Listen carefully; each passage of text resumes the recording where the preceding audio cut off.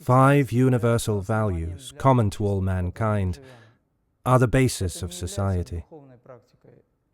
They are part of our nature and belong to us permanently. Is it possible to say that speaking the truth all the time is a spiritual practice? Isn't telling the truth part of people's nature? Can we say, for example, that eating the right food is a spiritual practice? We must always eat the right food, mustn't we? And if you help your relatives and friends, is it a spiritual practice? All these actions are natural.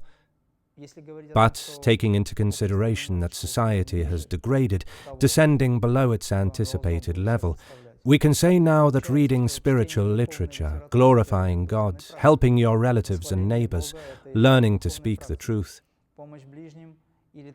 all these actions can be considered to be the elements of spiritual practice. Isn't it absurd? Doesn't it mean that we have degraded so much? The universal values that I have mentioned above are Satya, Dharma, Prema, Shanti, Ahimsa, seeking truth and being truth. Isn't a human being an embodiment of truth? Is a human body so sinful and godless that it can't transmit the principle of truth? It is only mind that overshadows truth and spoils everything. So, spiritual practice includes controlling your mental activity and emotional life, because they influence the body. Intrinsically, a human body is a source of light, as it is created from lifetrons, which are the very subtle manifestation of the Creator Himself.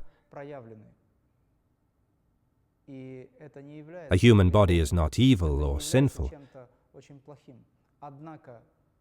but someone who turns out in the body, who controls and commands it, can be good or bad in his actions, using the instrument of the body as he wishes.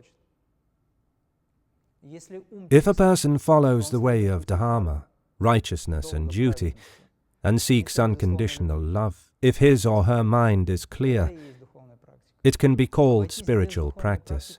It is extremely difficult to do without spiritual practice nowadays. The modern world is so constructed that if a person doesn't do anything, he degrades. So, in scriptures, for example, in Quran, it is said, 2 steps forwards, 1 step backwards. Why 1 step backwards? It's necessary not to rush, but to think through and conceptualize. At the same time, you should make 2 steps forwards, and if you don't do anything, you make 2 steps backwards, and maybe 1 step forwards.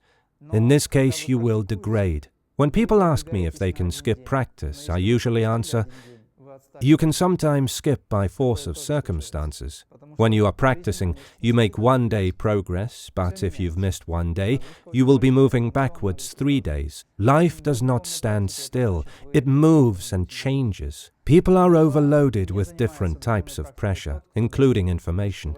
If they don't have spiritual practice, they just won't do anything.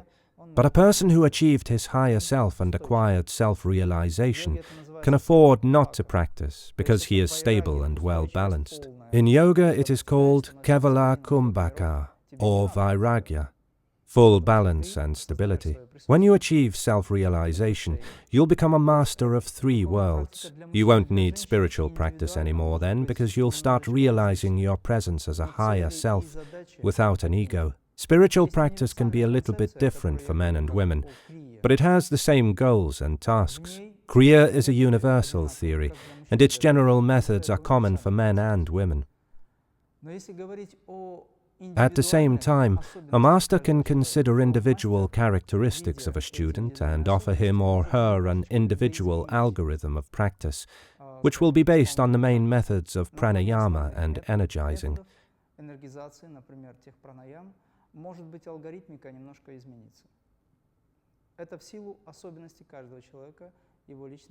It is usually done if a student has reached an advanced level. But all the basic principles remain unchanged. Any soul has incarnated many times, both in male and female bodies. If such high and fine methods as Kriya are considered, it doesn't matter whether you are a man or a woman. You should just follow the method and take everything that Kriya Masters have done for you. Only your master can make a decision about bringing in some modifications to your practice.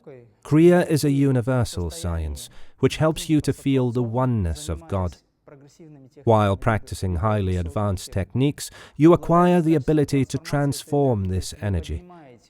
You lift off your consciousness along the Sushumna Dvar channel, extremely subtle channel, to a very high level of self-awareness, or to your spiritual level. This helps you to elevate yourself above all the attachments. It means that you become able to accept, use, or practice anything without being attached to it. When you are praying or practicing Babaji Kriya meditation, this meditation itself is a real prayer, you go into a state where you can't have any troubles because the level of your consciousness at that moment is very deep or very high. We invite divinity from above, and this divinity is doing everything itself. An average yoga school, for example Raja Yoga, teaches how to elevate the energy from the bottom upwards. In this case, we should learn how to control everything that arises in the chakras. For example, attachments. Energy generates activity, so everything that is recorded in chakras becomes more intense. It's extremely difficult to control and moderate this enormous strength, so it can cause a lot of problems. Your guru should be able to balance everything. Sometimes I had to help people to transform this unrestrained force, which appeared when they were trying to boost Kundalini. These people practiced different methods of awakening Kundalini, but did it by rote. They released this energy, but then didn't know what to do with it. Their behavior in society became inadequate, and they could neither understand nor control it. Kriya method is arranged in a special way.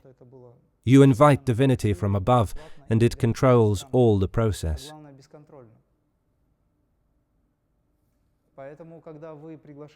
Your task is to seek God, and God comes to you. And the Creator controls everything himself. This is how the Kriya method works. A downward stream of high spiritual transcendental force cleans and transforms in you everything that should be cleaned or transformed. I don't say that only this force does everything, but it helps you to transform yourself while practicing Kriya. So, Kriya is essentially different from all the standard yoga methods.